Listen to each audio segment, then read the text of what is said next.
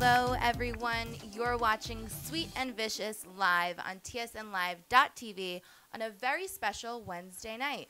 I'm Eleni with my beautiful, sexy sister. Hello, everybody. Demetra here. Hello, sister. Hello, honey. We have a very exciting special guest here with us tonight that I'm like... Eleni's super excited. I'm Seriously. excited, but Eleni is Seriously. thrilled. I don't want to like, That's why I'm letting you do the opening. Okay. Okay? Because We I normally have- do the opening. We have with us reality TV star, founder, and president of NYCartscypher, Mr. Charlie Balducci. Thank you very much, Sweet and Vicious. How y'all doing tonight? We're doing fabulous, Charlie. How are you? I'm good. I'm good. So happy to have you here. Thank you for coming. Pleasure being here. I love your hair. Thank you very much. It's very sexy. It is. I know. Put a lot of effort into Put it. Pauly D to shame, I got to tell you. You put them all to shame. We're going to get into Seriously. that. Yeah, we are. This is going to be a crazy, crazy Yeah, evening. get ready. The Get ready. Jellos. Yeah. Love it. So happy October. Happy This October. is our first show in October because we were at Advertising Week last week. Yes. October 3rd to October 7th it was. Yes. All week, seminars, craziness. Networking parties, It was the MySpace wild. party, LinkedIn, Yeah. etc. Blah, I blah, met blah. Andy Cohen. Andy Cohen. Yes, I did. Andy freaking Cohen, huh, honey? Yeah, the head of programming of Bravo TV. I was so excited. I like rushed over. He had a breakfast. Him and Sarah Jessica Parker were doing a breakfast together. And I ran over there to go meet Andy Cohen, and it was incredible. And I also met Mr. Mayhem. Do you know who Mr. Mayhem is? No. Okay, you definitely know who he is. You know the insurance commercials that, like, he's driving around, he's like, I'm a raccoon. Or, like, protect yourself from mayhem like me. Come on, ring it a bell. No, not really. See, our studio audience member, she knows what I'm talking about. Mr. Mayhem, he's hot. He's hot. Mr. You're Mayhem. hotter, though, Charlie. You're Thank hotter. you very much. Sounds like a wrestler or something. A little bit, yeah, it does. It does, actually. But, yeah, so Advertising Week was incredible. Check out, all of our posts, our blog posts on topshelfnetwork.tumblr.com. You can find all of our recaps from day 1, day 2, day 3, day 4, day 5. It was, Is that the way it goes? Is that the way the days It was, go? yeah. 1, 2, 3, 4, 5? yeah. And you're blonde, and that's very big for you to be able to count like She that. can count to 5. With the blonde. It's nice. It's nice, right, Wow. Charlie? Listen, I'm impressed. I really am. This is good. I'm getting ragged on by Charlie Balducci. Oh, come on. You're not the first. Hot. So weekend update. Weekend update. Eleni Celebrated my birthday. celebrated her birthday. Wild. Wild party. Yeah. It happened to fall on a Monday, so we did Monday Night Football, wings, cocktails, and then we went to the strip club. Crazy. Yeah, we did. We did. Riviera. Have you ever been to it? No. No. We're on camera right now. So no. Definitely, no, I don't even know. He doesn't know what he's talking. He doesn't Sorry. even know. Uh-huh. Yeah. No, we went to the strip. We just had a good time. Yeah. I had a blast. It was great. From what I remember, I had a blast. No, I'm Eleni, kidding. you're a blackout alcoholic? No, I'm kidding. Yeah, it was good. What'd you do this weekend, Charlie? Anything exciting? Never mind me for a second. Well, how'd you end up at the strip club? Was that planned, or was that like by accident because you were too intoxicated? I mean, what was the story? No, it was definitely preconceived. It was. Yeah, it was. Premeditated. It was. Oh, It was. sorry. Yeah. Yeah, premeditated. Nice, I nice. just decided, you know what? Like, it's the big birthday celebration. Why not, like, go celebrate it? Strip club, all my closest friends. That's hot. Yeah. That's very hot. Yeah. It was a good time. We got frisked when we walked into the door. I mean, like, they check you hardcore at Listen, strip they clubs. go all out over there. It's great. It's not a joke. You better make sure they didn't like rob your money. No, yeah, seriously. Like, looking in, like, pockets and my makeup bag. I'm like, what are you going to find in there? It's my makeup bag. My sunglass case, everything. Crazy. But then it was worth it. I had fun. We had a good time. I danced. You guys giggled like you enjoyed it, so it was cool. We did. We did. Maybe a little too much. No, we enjoyed it. Well, we know how to have fun. We're sisters. We're sexy sisters who have fun. Exactly. Exactly. So on a, I guess, a sad note, a little bit. Yeah. Steve Jobs. R.I.P. Rest in Very peace. sad. Very sad. Yeah. I mean, he's like our generation's Tom Edison. Listen, a lot of inventions aren't going to happen because we lost Mr. Jobs. You know what I Yeah. mean? And the way he ran Apple and the things that came out of there under his reign, I mean, it's a loss. You think he set up like Apple though for the future for the next 10 years? Well, I think he did. What we know about Apple and how they strategically place their releases, they have technology that's way advanced. But what they do Of is they course. release at certain times so that the the consumers Right. benefit. Then they time how much they think the consumers should benefit. Then they release something else, and then they Right. release something else. So I think, I guess maybe either when he knew he was sick or his game plan was to, go 7 years out, let's just say, Right. and plan everything up into that point. I'm sure he groomed and tried to brainstorm with some of the people that were under him. I Yeah. know he appointed a new person as a chair of Right. the organization. Yeah, Tim so, Cook, I think. yeah, so I'm sure they sat down and powwowed, hardcore I mean, about yeah, the I'm next 10 sure years, to kind of be like, hey, listen, don't run my company into the ground, buddy. All right, like, listen. I mean, I honestly, I think it's really sad, that he died and way too soon. He was only 56, and I actually watched a commencement speech that he made at Stanford University like a few years ago, and he like talks about like his success. He coins his success to the idea that like he constantly has death on his mind. That like he lives each day to the fullest, Right. and I mean it was like a 15-minute speech, and freaking You were words very- were like it I meant a lot. watched that and I was ready to take on the world. Listen, somebody in his position that is so instrumental in creating history. Yeah. You got to look at every day as like Right. a valuable thing. Yeah. And you know that if it happens accidentally or if you run your course, at 70, 80, 90 years old, it's still not enough because somebody that can do that much for the world, has to value every day. Exactly. He gave us a Very lot. well said. Very well Charlie, said. that was deep. That was good. I'm a psychology major. Most people don't know that. I actually graduated college, but Wow. on the dean's list and not for being bad. Wow. Did you really? St. John's University. I've never made the And- Queens Not in list. Queens. Right. Not in Queens, right? Not We in established Manhattan. that. There is a St. John's University in Staten Island. People don't know that.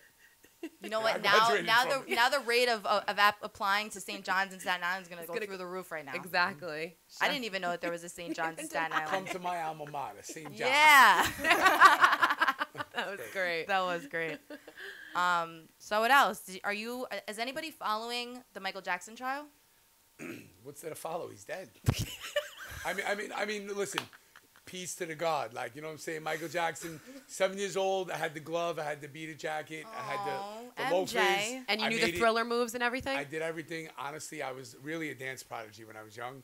I made all the papers. It was in the Meadowlands. It was like some serious stuff. I have the old article. Probably will never hit the internet. It might be like a blackmail thing. But you know what? The truth is that Michael Jackson was a great. And to see his legacy kind of portrayed in such a way, I mean, let it go.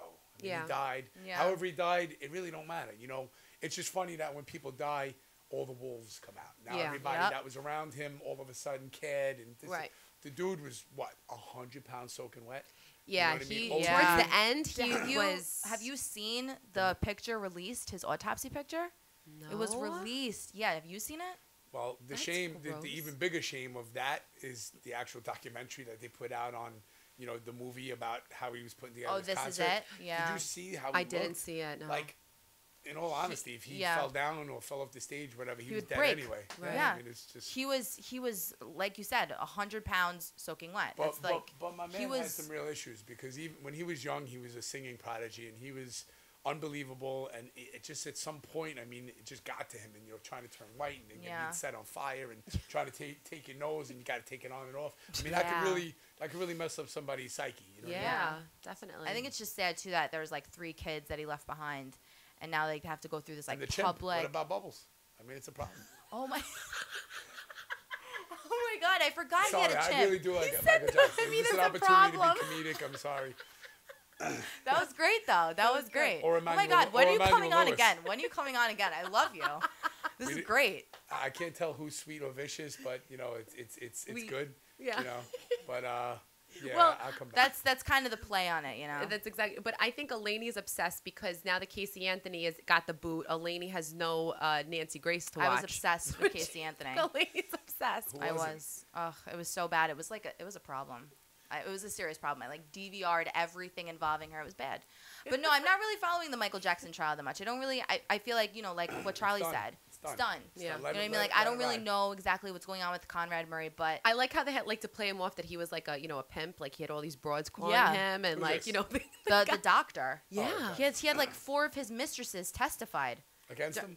Yeah. Saying that he's like Those damn mistresses, man. They'll always bury you. Peace to my boy Tiger Woods. Love it.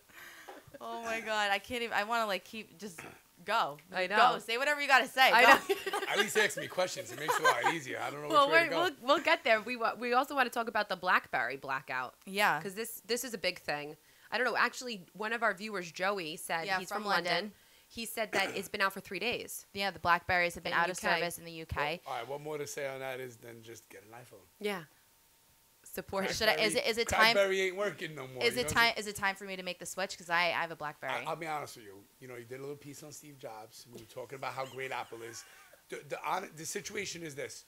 You know you want an iPhone, but everybody tries to go in a different direction because it's like, oh, I got this. I'm and getting I got that. schooled at my own show. Getting schooled by Charlie. You know, but at the end of the day, you just really want an iPhone, so just do it. I know, but I'm scared of the iPhone. I feel like when I put I'm intimidates Once me a you little go bit. Mac, you never go back. I am Mac. I like Mac, but I don't This is know. good. Like I'm just. This is good. I like that I'm one. weary of the iPhone situation. You know because what? Build a asked bridge me and get over it. You It's asked me really to done. text or email for you on that thing, and I have no idea what I'm doing. You know what? It's How do you drive 2011. and text at the same? Not It's that you called, should do that. It's called skills. Did you get excited? Yeah, I did. It's called skills. She got excited. Get on the train. Get on the train and get derailed. Whoa. That's right. What? I went there. I don't know. That missed the beat. Yeah. Yeah, Failed. now I'm thinking like crashing, and I'm like in a whole different place mentally. But it's all right. We'll get back on track, rather. Pun. So, Oh my God. all right. I guess let's just jump right into it. We have Charlie here, Yeah. and we have a lot to talk about. We we do. have a lot to discuss. So, tell us. So, okay, let's just start at the beginning. That's where everybody likes to start. Let's start at the beginning. You shared that you were big into comic books. Yes. You're a psychology major, Yes, I was. and Graduated on the dean's list. graduated on the dean's list. For being bad, Right. because there is 2 dean's lists. Right. There's the one where you achieve higher than like a 3.1 or a 3.2 or something, Right. and then there's that other list, which I can't say I wasn't on at some point during college, but I made it at least to the end. So when you were in college, because now you're an entrepreneur, you have a great personality, you're very talented. Very kind. Where She's sweet, right? Yeah, sometimes. Nice. I like that. During where did it begin? What was your first maybe business project? Was it in college? You got good ideas. I mean, because you said you always networked when you would collect the comic books. You'd go to all the stores, be like, Charlie B, I got this for you. What was like the first, I guess, your first project that started? Well, I'll be honest with you. I've always been kind of a dancing prodigy. Okay. I'm an only child. I was always the center of attention. So when the spotlight was always on me and people always made a big deal, I always tried to find something to do to entertain. So besides just being a natural talented dancer, like I came out the womb dancing. You know what I'm Okay. saying? And of course, Michael Jackson was a big inspiration. Comic books, I think, gave me a lot of education on how to be bigger than life. You know what I mean? How to be a superhero and what makes a superhero and how, like X-Men. People think of the X-Men like a simple comic book, but there's a lot of political Yes. innuendo in the book and a lot about, being like the underdog. And, Right. with Spider-Man, the odds were always against him, but he rose to the occasion. So I think a lot of, my bravado and a lot of my charisma came a lot from comic books. And your because swag? Your my swag? Well, I don't know. I mean, That's born. I think you're Peter born with Parker the swag. wasn't too cool. So I mean, being that he was my favorite. Wait, so let me ask you a question. Oh, so okay, that's what I was just gonna get to it. Yeah. Who are you? Like, if you were, If I had to be a comic book yeah, hero, who are you? I'd like to say I'm more like a Wolverine, but I'm Oh, not I a see Terry. that. Like, what I'm Totally saying? see that. Totally see that. I could but I think I have 2 different kind of layers to me. There's the Wolverine side, Mm-hmm. and then there's like the comedic and kind of flamboyant side of like a Spider-Man. So those are 2 of my favorites. You know what I mean? Mm-hmm. And I like the comedic value of Iron Man. He's always busting on people. Yeah. On an intelligent level. You know what I mean? So Yeah. I think I kind of got a little of those alter egos. All right, I feel it. Right? You feel Yeah, it, I definitely sister? do. I definitely feel the Wolverine. Yeah. That's Yeah. cool. Definitely. Don't make me go berserker. Yeah, yeah. No. Well, we saw what happened. We saw what happened. So now, fast forward to now, you graduate college. Yes. What were you doing in college for like work? Well, college was like an extension of high school, so Okay. most of what I did through college was party my ass off. Okay. But even in school, it was just easy for me. The biggest thing for people that want to get educated and want to pursue higher education is attendance. Yeah. I was never big on cutting out. Even in high school, like even though I was bad, I was there. You know what I Right. mean? So you just kind of through osmosis and through kind of just being in the room. I don't know if it's energy or if it's some kind of transmission of any kind, but being there is the first step. Right. So I kind of coasted through, high school and college just by attending. But a lot of, what happened in college was partying. You know what I mean? So being able to pull off a good GPA and also being able to party, I think kind of really set me up for what I did later on. Whereas most people, if they're not grandfathered or fathered into a business, they try to grab everything they can. But how do you know what you're going to do for the rest of your life when you're 17 to 20? You know what I'm saying? Right. That's a gift. You know what I mean? And sometimes that gift has to be given to you, or sometimes you got to shop for it. Yeah. I kind of fell in the middle, and a lot of things transpired in my life after that put me in this direction. So. All right, that's wow. I like that. I like that you have a gift or you shop for it. Yeah, that's good. Use that? I might. Yeah. I'll bring it back to copyright that. Now you can use that. It's my gift to you. Thank you. Thank you. You didn't even have to shop for it. I brought it. I'm Italian. I always come bearing gifts. So you did. Exactly. You did. So now fast forward to doing a lot of fast forwarding. Well, I mean, because he's in college. Now you meet Sabrina, and you guys are dating. I actually met her probably my final year of college. Okay. So it was towards the tail end. Okay, and then you dating, you guys get engaged, and now how did MTV? Like, how did this come about? How did this happen? How did it happen? Okay, so that wasn't the first time I was on MTV. A lot of people don't know. Oh, enlighten us. I did a show in Miami called Beach MTV, and it was kind of like the first time MTV scoured around different places looking for just talent, literally. I was sitting there on the beach. They're like, you want to do a show? I'm like, yeah, let's go. So I did a show called Beach MTV, which was really cool. And, that was obviously, like my first kind of break on TV, which not many people seen.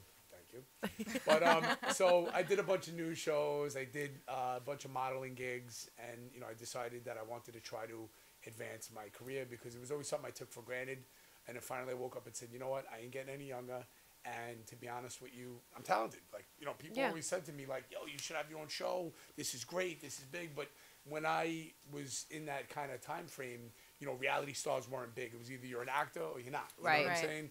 So the acting thing was always something that I wanted to do. But, it really wasn't that in my life. You know what I mean? I was always a worker. I was either partying or working. You know what I mean? So I decided to get engaged. And oddly enough, my wife was buying her dress at Kleinfeld's.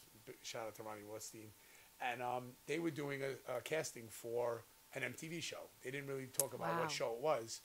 So she brings home the information to me like, oh, they're casting for this show. Like, to her, she knew she was doing it more for me. But obviously, she got excited. They approached her. You know what I mean? So when I seen it, and I seen the questionnaire, and I seen the contact number, I seen what I had to do, I just went into plan mode. And I was like, all right, boom. Pictures, questionnaire, whatever. Seriously, we overnighted it, and the guy, one of the assistant producers, called us within 3 days, and was like, "I'll be honest with you, offer, you guys got it. There's no way, whatever." He goes, "But we've already seen 1,800 couples." Wow. So I'm like, 1,800 couples. Wow. That's when I realized that it was bigger than New York City. You know what I mean? It was all over the place. Right. So I was like, all right, cool, whatever. So I started kicking it with him, and we got along. Obviously, I was on my game. You know what I mean? So he's like, all right, well, my producer's gonna call you. So the producer called, and they questioned me, and that was smooth too. Then they were just like, all right, we'll let you know. Ronnie Rothstein calls me out of nowhere, the owner of Kleinfeld's. It's like, bro, you gotta understand, it's gonna be great. It's gonna be fabulous. You guys are awesome. You're both good looking. You don't understand. We're gonna go all out. It's gonna be great. And if you knew Ronnie, this dude is he's that guy. You know what I mean?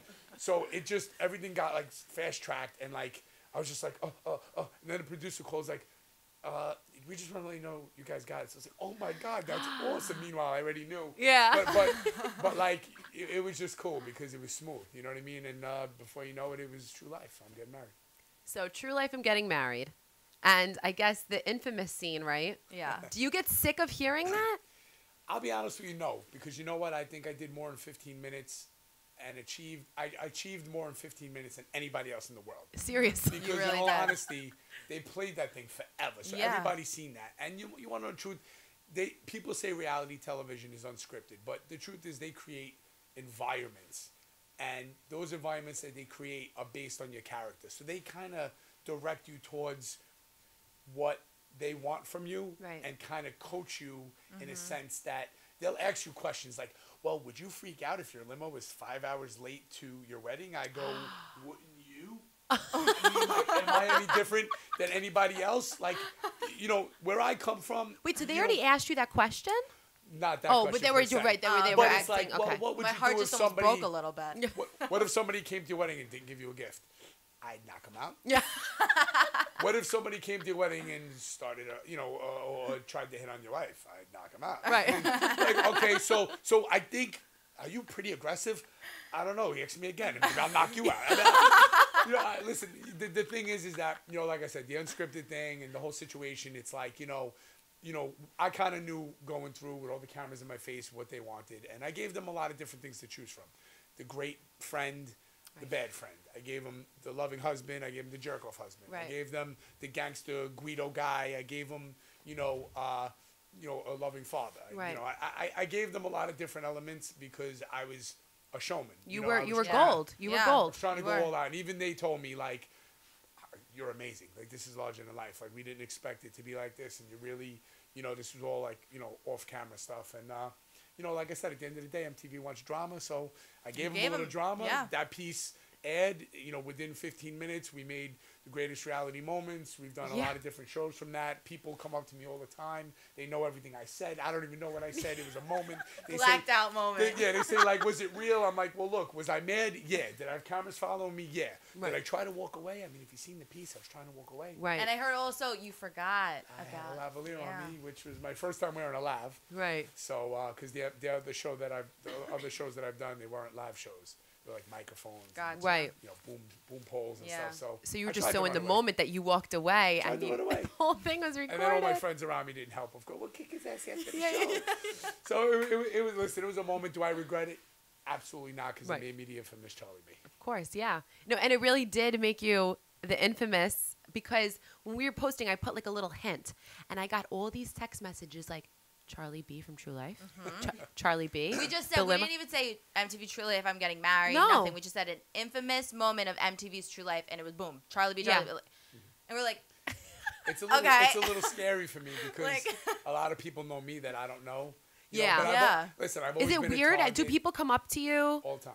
and All the time. does it bother you though? No, it definitely doesn't bother me because, like I said, my whole life I've always been the center of attention. Right, believe it yeah. or not. And I feed off of it. I mean, listen, I'm not going to front. All publicity is good publicity, and I don't really look at what happened as a negative because we pioneered a lot of good for Staten Island. Right. Probably also pioneered a lot of negativity, which has come from that as a result of people looking for just that. Right. There's a lot of great things that happen on Staten Island. I think that reality TV plays off the emotions of what everybody goes through, and I think that a lot of people relate to what happened with me. You know what I'm saying? It's not like Right. I was a jerk off. Right. I was put in a situation where I reacted. And a lot of people like, yo, bro, like, for a long time, even now, people would see me in a club, they'd come over, drink from my bottle, they grab me, by the neck, talking about men. Like, Right, yeah. that moment was great, and of course, girls, it was like, oh my God, it was awesome, you're great. And listen, when you're on TV at all, people just automatically take to you. Right. Yeah. But if you have a pivotal moment, if you have something that makes you bigger than everybody else, I mean, listen, there's a lot of shows that come and go. Yeah.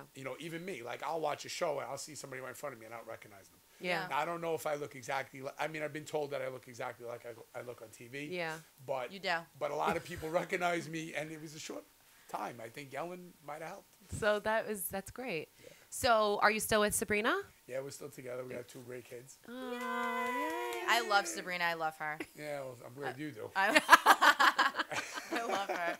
I love the both of you. Yeah, definitely together. It Well, was thank great. you. Yeah. So you aired the True Life with MTV, and then what happened next from that? What were you doing for work? Like how? Because I'm trying to get to 2005. Okay, so basically, after the True Life, obviously I was bitten with the bug. Right. Initially, when I saw how they edited it and it came out, I was like in shell shock. But Were you? Yeah, I was. Because I didn't really follow the series. Okay. And up to that point, there wasn't much in the series. Even when I start looking back, that was that big. Right. No, Like, Nothing. still nothing I to gave- this still day. nothing. I gave them a lot of different, opportunities to capitalize on, and they ran with Right. in a lot of different directions. But, there was nothing to compare it to even be prepared for that. I think that what we did was bigger than that. So Yeah. when I did see it, it was like, oh man, what am I going to do now? But the reception of people was great because, like I said, they related to me. So after that, I really got serious about, being an on-air celebrity, a host. Right. I started to really look a lot more closely at all the talents that I had and took it a lot more serious because, you know, at the time I was kind of a late bloomer. I was 27. So, you know, I started to take things a lot more seriously and started to cultivate and hone my skills and start to develop my talent and my style, you know what I mean, from that. And a lot of it was also trying to change the perception of what they showed me as. Right. So it actually motivated me to rise above the stereotypes, and it allowed me to focus more on good. And a lot of those principles and that mind state that it put me in is kind of what put me, ironically, being that I was known for screaming and looking to kill people, into the situations that I'm in today, which do a lot of good for the community and for the arts, you know. So tell us about the charity that because we're here to, you know, it's October, it's Halloween, it's an exciting time, Elaine's Spooky birthday. time, yeah. Tell us about how NYCartscypher came to be and this amazing haunted house that you do. I mean, I just want to help spread the word and get as many people to Staten Island over there. Definitely. Well, like I said, ironically, you know, I'm known as that guy, you know. So I think a lot of the time that I spent brainstorming something to do good for the community, but also to change the perception of how people not only saw me personally, but, you know, Italians, Guidos, Staten Islanders, you know, Staten Island's not a place that's known for arts and entertainment. Peace to the Wu-Tang, 93. But since then, there really hasn't been much that Elaine just learned about Wu-Tang recently. Now? Yeah. Oh, you broke your Wu-Tang cherry? Yeah, we popped her cherry. Nice. That's why she looked at me when you shouted out. She's like, I know. Recognition, I know who he's talking about. Believe it or not, I actually did a track with Raekwon from Wu-Tang, so Peace to Ray. Wow, yeah. For my 2001 35mm feature film called Staten Island. We've won some awards for that as well. Wow. We did a track called Just One of Those Days. And Great. Ray was a great guy in the studio. I mean, this is the first time I was with, you know, a big hip-hop celeb, you know, working on a project. So that experience, you know, working on that movie, which is one of many things I did post True Life, is also something that inspired me to get involved with the Art Cypher. That's great. Because I was blessed with the opportunity to be behind the scenes, be on camera, work as a music supervisor. So you knew from all different angles, and that's what made it, I guess, what molded you and shaped you into the entrepreneur that you are today, because you were able to work all different, you know, angles and learn. Not to take anything away from, you know, education that comes from a structure. Right. A lot of my education came hands-on. I'm the type of person that has to learn right or wrong by experience. You know, I live off my experiences, and everything that doesn't kill me makes me stronger. I can get into a lot of different cliches, but I was blessed with the opportunity to work on a lot of really cool projects. I was in the right place at the right time with a lot of different things, and experiencing all of those things hands-on with no prior training allowed me to really engage different areas of arts and entertainment. And I think that experience that I was able to have put me in a situation where I started to think about how, again, I could rise bigger than life and do something to help people, but also to help myself, because this industry, arts and entertainment, is feast and famine. Right. One day you could be hot, the next day you're lukewarm, then you're cold, then you're struggling, then you're depressed, then you pull yourself back up. And anybody who thinks that anybody's an overnight success, you know, sensation, is wrong. There's a lot of sacrifice that comes with success, and I believe that people cannot truly achieve success unless they've truly achieved suffering. You know, because you might not know what success is until you can compare it to a loss.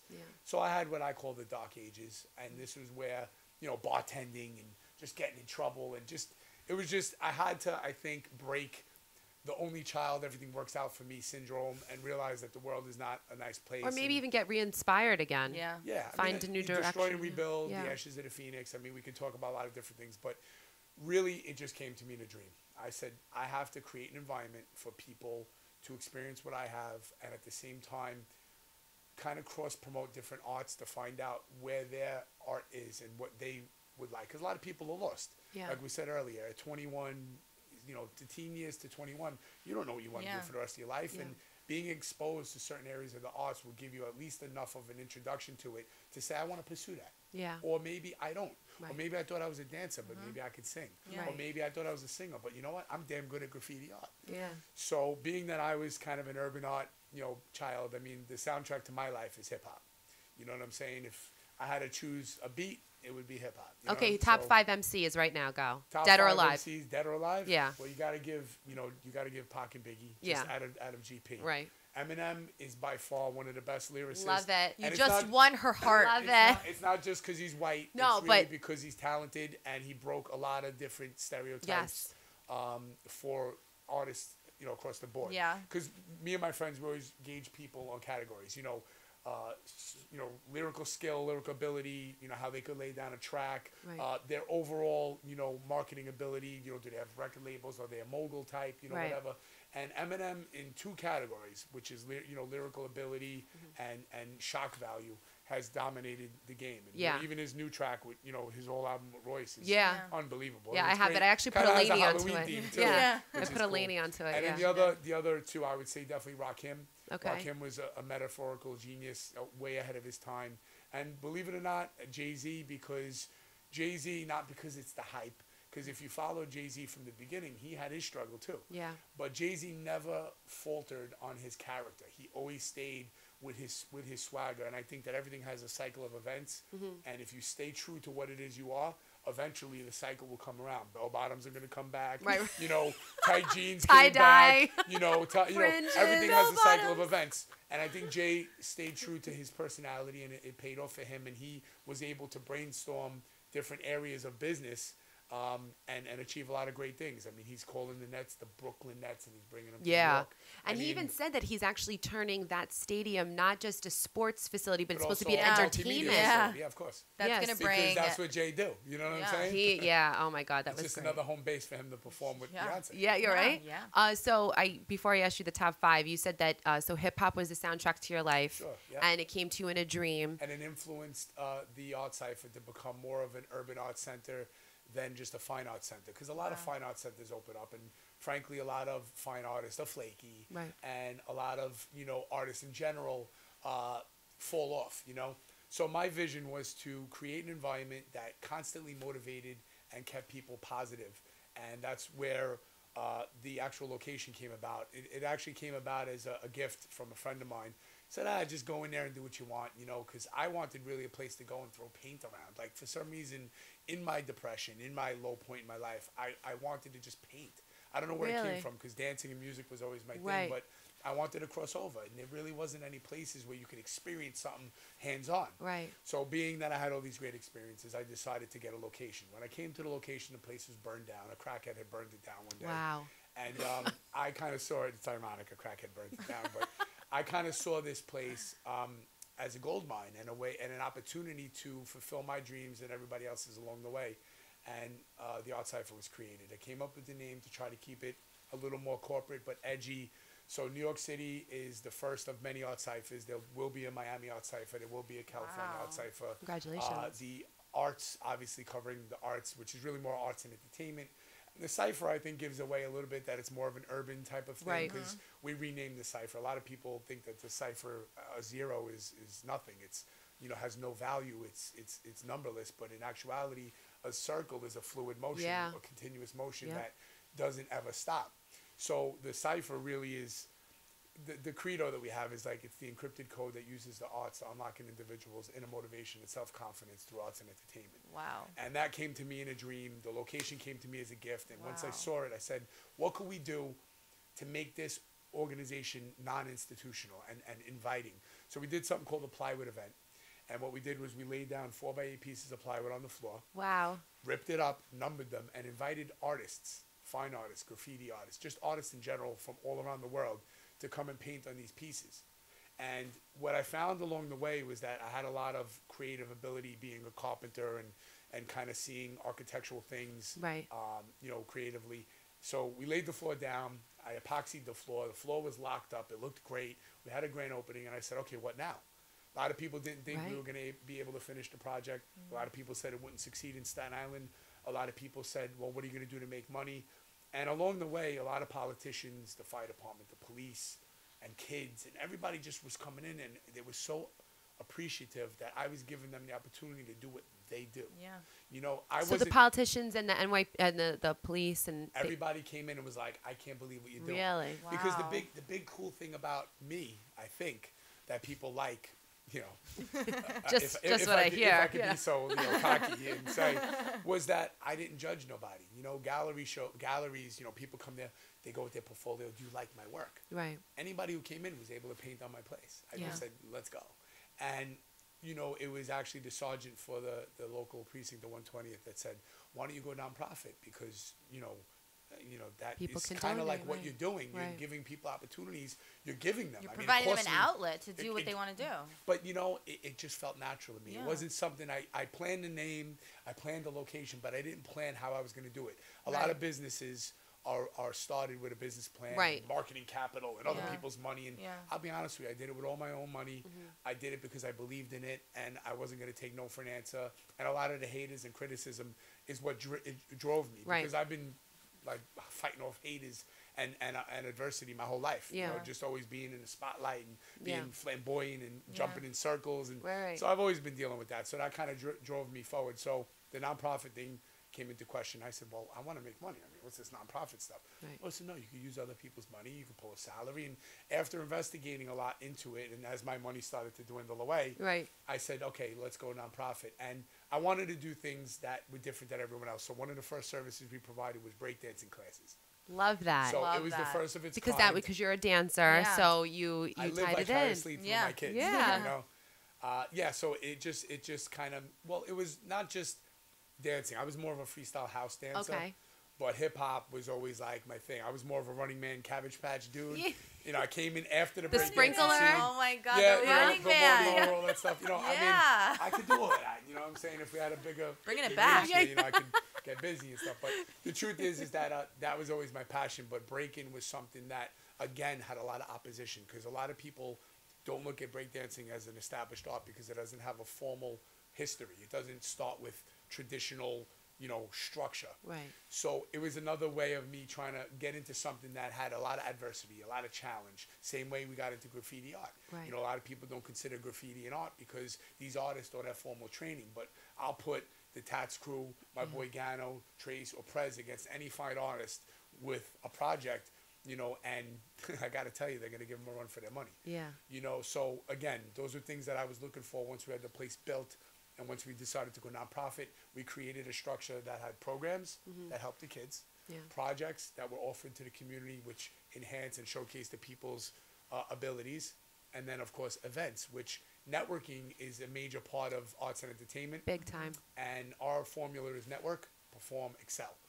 So that's really kind of how we run things. So being that we had this big event space, being that we chose things that were kind of under the radar and a little bit, you know, in need of being established, that's kind of what I tackled, which was a tremendous thing because, as you guys know, graffiti art being Yeah. one of Yes. the major things we offer over there, the negative perception of graffiti is terrible. Yeah. Vandalism is illegal.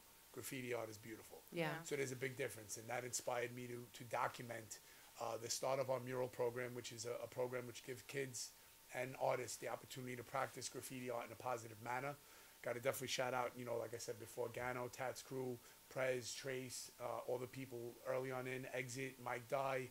They gave me the opportunity to work with them, but also to work with the kids and to show them the techniques and the positive side of what graffiti art could be if applied, you know, positively. And in the documentary, we took their talent and we went out to small businesses and offered graffiti art and murals as a way of advertising businesses in an affordable way, but a very creative way. And a lot of these cool things that we do, it's just natural to Yeah, me. You know, I it's love just- it. You know, that's great because actually, when you were talking about it, there's I know a local artist who got paid from this local deli, and he put together like this gorgeous mural on the metal thing that comes down. Yeah. And gates. They're yeah, the called gates. gates, Sorry, thanks, Charlie. Education, yeah. College degree. And the neighborhood, they got upset because they thought that it was promoting the graffiti, so they made them take it down and just paint it, you know, to be A all. lot of people are ignorant. They just go along with what the consensus is. So, you know, the mayor's organization, and I have inroads to them, and we've kind of, you know, talked, and they're watching Right. the progress of what Yeah. I do and stuff like that. And greatly enough for the organization, graffiti-related arrests have gone down since I implemented the project in Wow. 2008. You know, and I think that that's definitely a huge part of it because Yeah. if you give children An outlet. exactly Yes. and you support them and Yeah. you say, don't do it on the side of the Do it building. in my place. Right, Right. exactly. Then- And if you're good enough, we can make money doing it. Exactly. See, that seems, maybe we're good. Yeah. This is good. This is nice. Yeah. But a lot of people perceive it as negative because in the 80s, I mean, they wrecked New York City trains. Yeah. I mean, shout out to all, the OGs out there and, I'm too and Lask and all the people that I chill with. But you dudes did a lot of damage to the trains. And Charlie has to clean it up now. we're trying to reverse that. But, the veterans, that's what they knew because like hip hop, when something is new and it's fresh, you spend a lot of time keeping it real to establish what you do. Right. And that's what happened in the 80s with the trains. It's what happened in the 80s with hip hop. Yeah. And that's why a lot of them older cats are kind of upset because now being commercially accepted, Right. it's more of a money thing. It's Yeah. corporate. I mean, if you turn on Sprite commercials or Yeah. if you look at, any kind of marketing, there's always a b-boy or a graffiti thing in the background, but Yeah. everybody hates it. Right. Something's wrong here. Right. So really what we do is we bridge the gap between the streets and what's really going on and how commercial, organizations and corporations accept this. And really there's no gray area for me. I see it crystal clear, but Right. people just perceive it as what it was in the 80s. They don't realize that as other things, it has evolved as hip hop. Yeah. People hated hip hop in the 80s. There was people that thought hip hop was going to come and go. Right. But it's It's now, I mean, look at here Wayne. to Look at stay. Jay-Z. Hello. Jay-Z's a billionaire because Yeah. hip hop came and went. No, Yeah. Right. it's because it's here, it's commercial, and to be honest with you, And it ain't going nowhere. Yeah. people lost the value of the foundation. So my organization is run more of the vibe of an 80s old school type of mentality because hip hop, graffiti, breaking, most of the arts and most of things that happened in the 80s because the 80s was great. It was happy. People established a lot of creative things in the 80s Right. and that passion and that drive to establish something Right. is a principle that I think a lot of people don't have these days as people evolve as people. You know Well, what I mean? and I think that your organization is also so powerful too because with all the budget cuts that's going on, unfortunately in New York City and across, the country, Yeah. that you are providing a place where students, young and old, can go and they can go. I mean, because they're cutting out arts, they're cutting out gym, Yeah. and Well, the crazy thing is that, the first thing they cut is the arts. When I believe that arts unlocks so many different levels yeah. of the imagination that, a lot of inventors and creative people who were probably coined as insane were artists. People Yeah. that are inventors are artists because they're exploring new things. And I think that art shouldn't be the first thing that should be cut. You want to cut Definitely something, not. cut math. Yeah. Yeah. I mean, All you really, need to know is plus add in the percentage listen, off. I'm helping my son with prime numbers and algebra and all this crazy stuff because he goes to a Catholic school because I'd have it no other way. And I'm like trying to relearn this stuff. And I'm saying, it's crazy because I'd say 85% of professions out there do not Yeah. use math in Not any at all. way. And math in itself, if you think about the people that created mathematical principles and Yeah. stuff, they were artists. I mean, Right. philosophers, they were artists. Yes. I mean, you need to be able to cross the threshold of creativity to establish anything.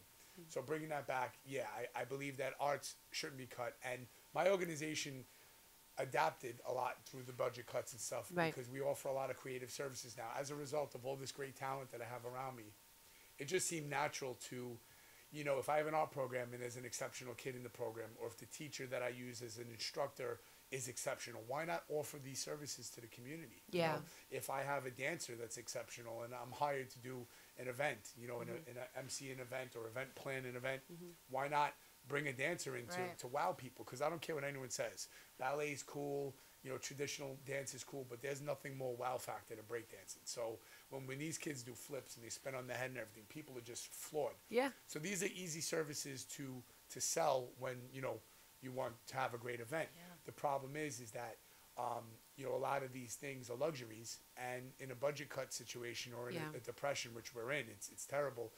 When there's no grants, we can only rely on our services, Yeah. and our services are still kind of a luxury.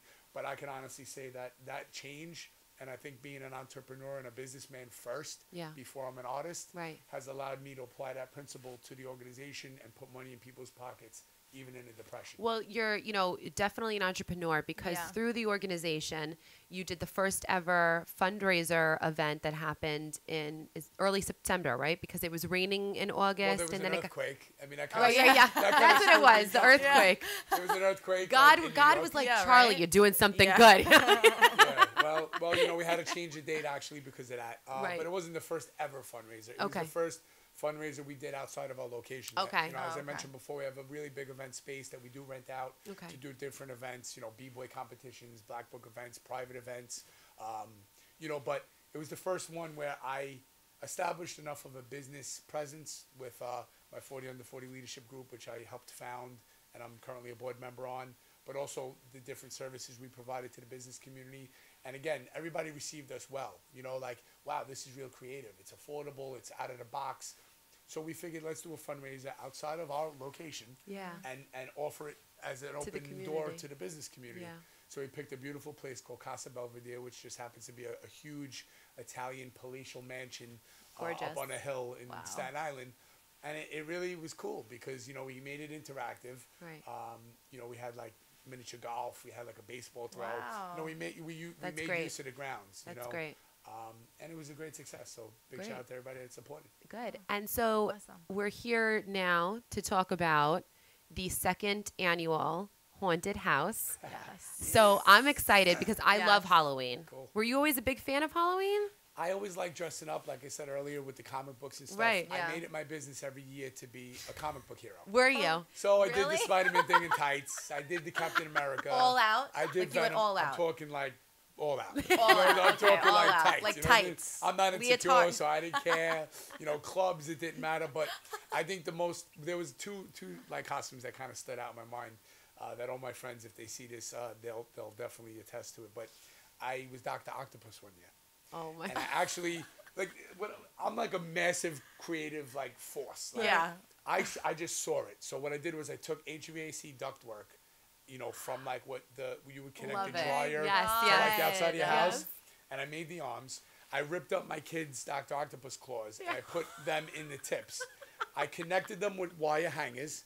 I screwed it to a piece of wood, which I put on backpack straps.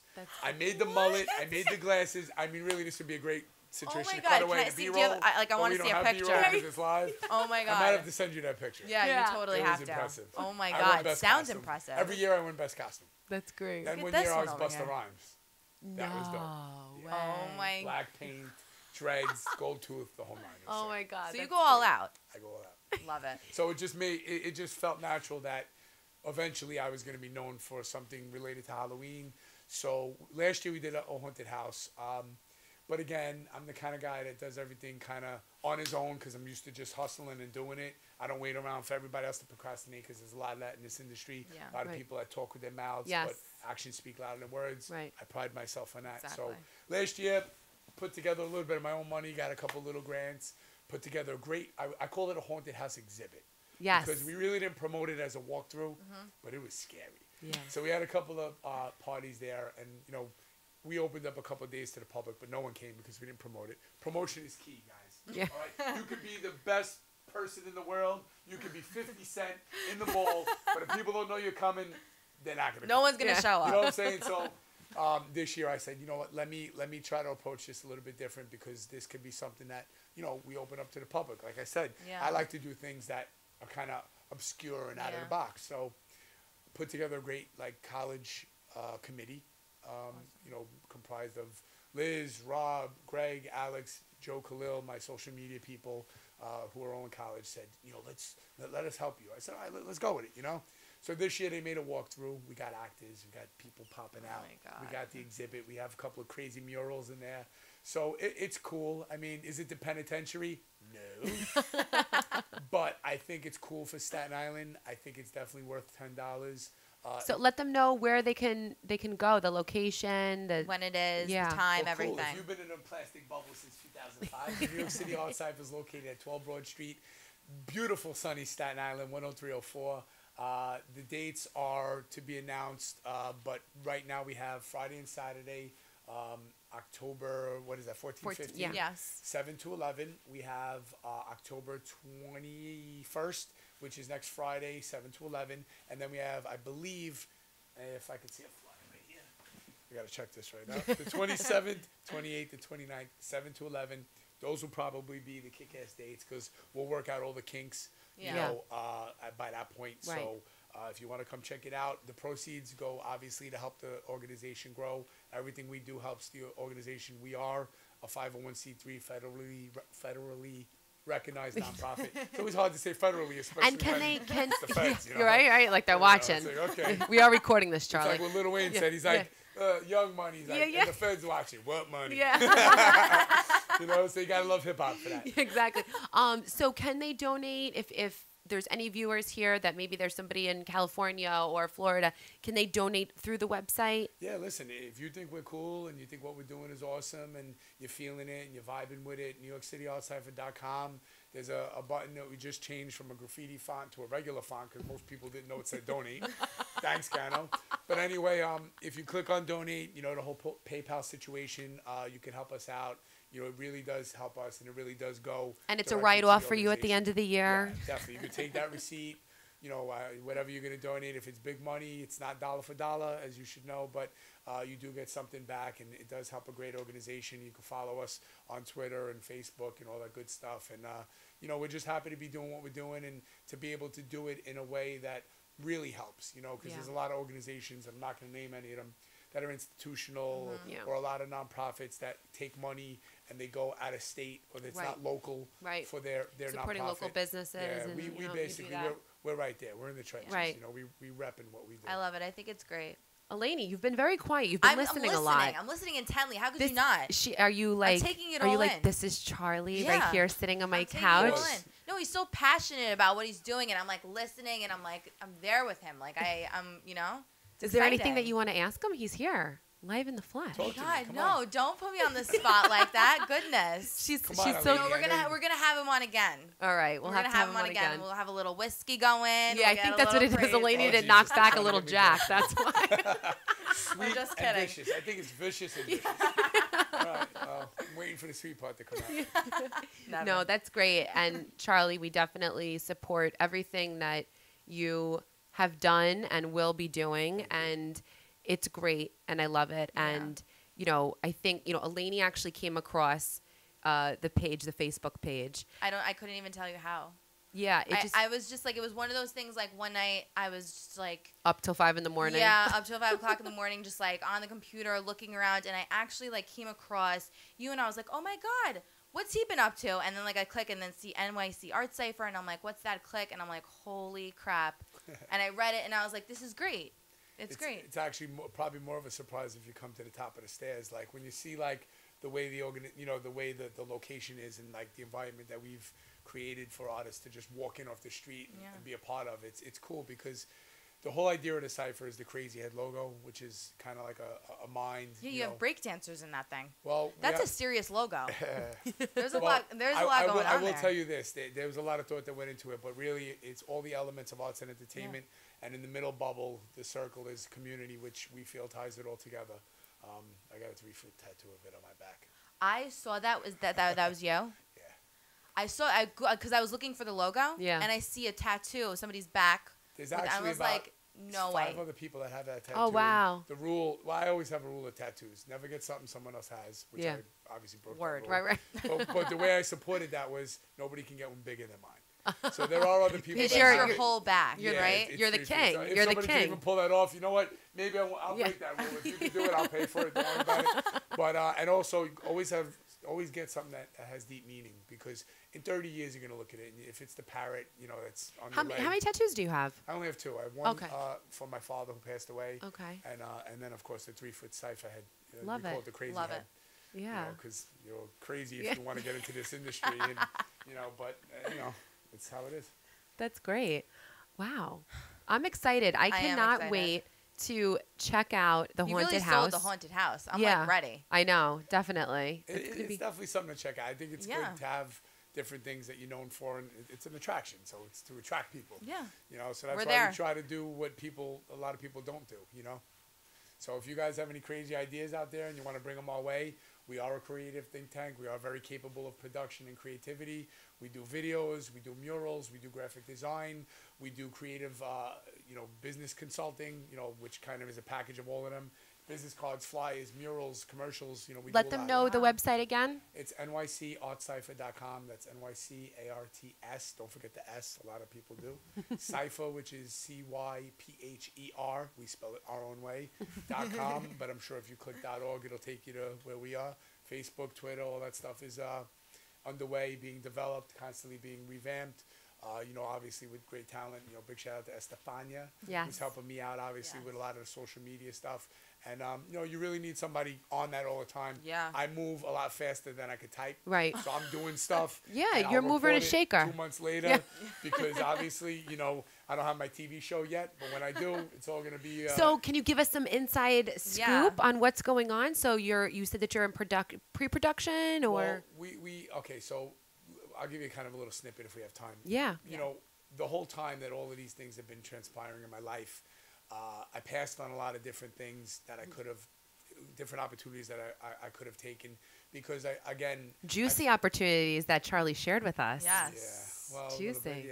I shared. But the truth is that I think that I wanted to break the perception. I didn't want to follow in the same vein of what I've done.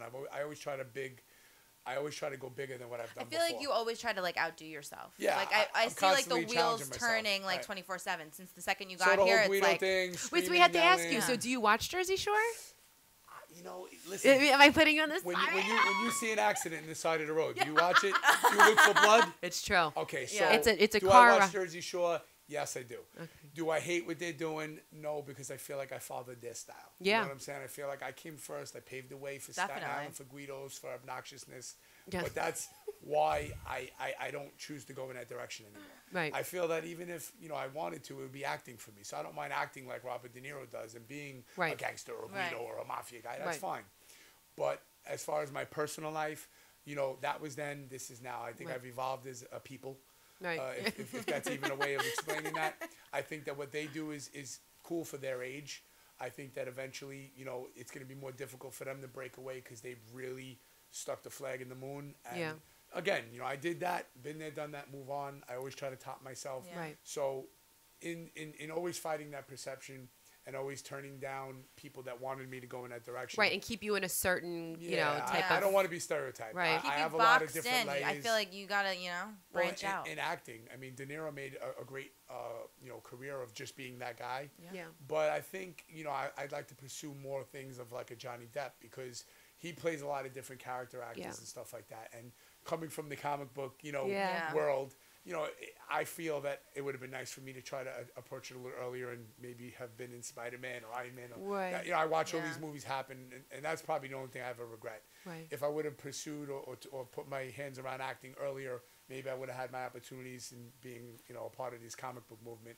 But I always feel, like I said before, that things are a cycle of events. Right. And pushing away a lot of the negative opportunities that I've had to follow in that stereotype, I decided to wait it out and do something my way, like Sinatra.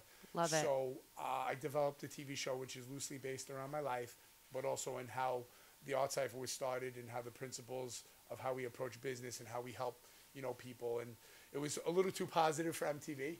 Oh. So, they want that Jersey Shore stuff. So they want the drama. all my checks could be sent to 12 Broad Street if you want to send it to my home.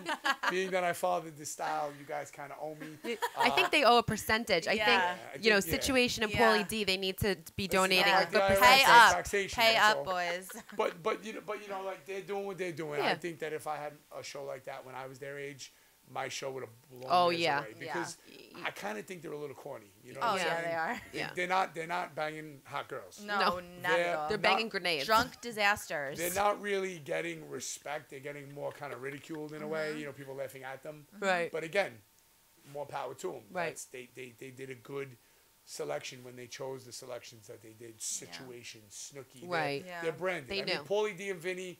Paulie D has a talent. He's a DJ. Much respect to him. He's in the arts. Right. I support him. You know what I mean? He'll develop as a DJ by default, and he has a lot of great opportunities. Vinny, Staten Islander, much respect. Yeah. He gets a lot of respect from different social circles. Ronnie seems like a cool guy. I never got to meet him.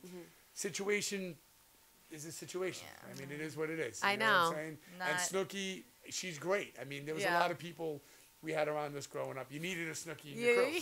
So, you know, I don't hate. I just feel that it's a real play on the stereotypes, but I'm not going to jump on a bandwagon like big organizations that worry about how they're defacing Italian Americans. Right, and try to shut them down. They're just No. partying. Right. Yeah. Right. It didn't matter, and most of them aren't even really Italian. So Yeah. Exactly. you can't shun people that are that age doing what they do, because from where we are, and this is what people need to understand, in this Staten Island, well, the 5 boroughs in Jersey, Yeah, and even Long in Island, even we in party Queens. hard. Yeah, even in We party Queens. hard. And Yeah. people in Wyoming Yeah. don't party like that. So when they see people drinking and hooking up and talking the way we do and knocking people out, Right. it's like, wow. And I think that was a lot of the mystique with me, because Right. like, here I am screaming, Right. then I'm making money, then I'm Right. doing the friggin' chicken dance. I mean, you know, it was cool because, like, wow, people don't do that in Arkansas. You know what I'm saying? So a lot of these people that follow the Jersey Shore are not from Staten Island, because No, it's it's like, true. that's like Joey and Cousin Frankie. Right. It's like, It's just you know like what I'm normal. saying? It's like, you know, Yeah. going down by Francis Lewis or something like that. Yeah, You so- see all these Bell groups. You know what Boulevard, I yeah.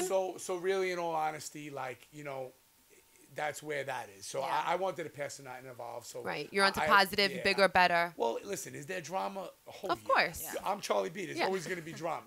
You know what I'm saying? By default, or whether I, you know, invited or comes to me, there's always drama Right. at my door. So it'll be a good dramatic show, because people like drama, but it'll be creative, it'll be positive, it'll be motivational, and it's not on some kumbaya, like let's just sit there in a toga. Right, right. It's gonna be dope. You know what I'm saying? It's That's something exciting. new That is for exciting. TV. There's nothing like it out there, and we're currently in development on it. Well, And we, Yeah, the we sweet and definitely vicious look- girls, wish yeah. you lots of luck And we look forward and to positive love and light. Yes.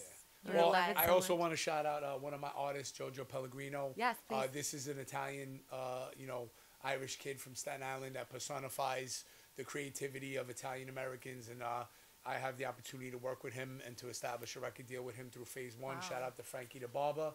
Shout out to my boy Sal Bonaventura from CEG Talent. We share office space with him now in development of the show. Great. Took Wow. on a partner, Dev Walpert. Shout out to DV Films and DV Depot. If you need a camera, go to DV Depot, because they got that. You know what I'm saying? They got you. They got you covered. You know, Tell so them Charlie B sent you. Tell them Charlie B sent you. You know, you probably get a discount, Yeah. because that's how we do. But no, in all honesty, I really could say that I've been blessed with a lot of great people around me, and not by accident. I think if you put out positivity, if you have good karma, contrary to what people think, I'm not a crazy guy. Can I be crazy? Absolutely. course. Just don't mess with me. Right. You know what I'm saying? But Just for the most recognize. part, Real recognize We real, won't mess Charlie with B. you. Real recognize real. so I got a great circle around me. We're going to Great. make history. That's good. Amazing. Well, thank you so much for It was a taking the pleasure coming time out here. Thank to come to I didn't Queens. even get lost. Man. I This know. is We're so cool. excited. Yeah, nice. Thank you so much for Sweet coming. and vicious, you the bomb. Thank Thank you. you. And we, of course, wish you lots of continued success Thank you. with Yes. everything that you've been doing. It's all about support. You know, Yeah. your viewers, I just want them to know, Yeah. you know, our number, you know, our email, our Yeah. website, interact with us. I'm very easily accessible, probably Yeah. more than I should be. But, you know, we're here to change the world. We're here to Definitely. build a legacy. You know? Well, thank you so much. Thank you so again. much for You being again. here. Thank you. Thank you. Elaine, you sure there's nothing that you want to ask Charlie? Come on, Stop Elena, putting one me on the question. spot, Elaine, man. come on. Are you Stop putting me sure? on the spot. I'm I feeling is a your kind of boy. sort of way here. That This you have is your nothing to ask boy. me. What? This you is your boy. Don't feel a kind of sort of way. I love you. I will say one thing though. I am pissed I didn't go to your wedding because it looked like a freaking party. Well, with the chicken dance, I totally envisioned myself next to you doing that. I will tell you this: me and all my groomsmen in our like off-white tuxedos had a huge chambord fight. Now, if you Oh guys my know anything about God, chambord, yeah. it's thick, syrupy Yeah. type substance Oh that my does not God. clean. So big shout out to Zeller Tuxedo for taking that L, because it really got ugly for a moment. You know, my wife's dress was ripped off into a mini skirt. You didn't see that. No. Well, maybe you did. I don't know, but they had to restructure her dress. You know, Oh my big shout out to God. Martin Greenfield from Brooks Brothers, because they Hooked it actually up. created. What people don't know is that everything was custom. Like my suit was custom. I chose to wear an ascot and tails, Right, which right. was something real different for people of my background, and you know, I got abused for that. But it's actually like something that's people that play cricket. You Yeah. know, like they wear ascots. Did you and like cool notice stuff. how his voice changed? cricket. Okay. Well, the cricket, Yeah. you know.